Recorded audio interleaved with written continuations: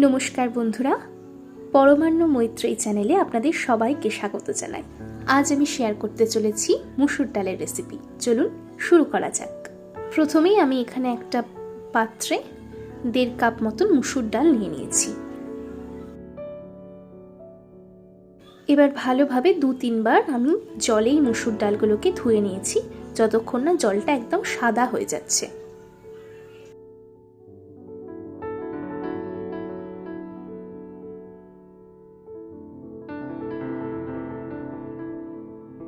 দেখুন আমার এখানে মুসুর ডালগুলোকে ধোয়া হয়ে গেছে। এবার আমরা এগুলোকে সেদ্ধ করে নেব। আমি এখানে প্রেসার কুকারে একটু জল দিয়েছি। এবার মুসুর ডালটা আমি এটাতে দিয়ে দেব।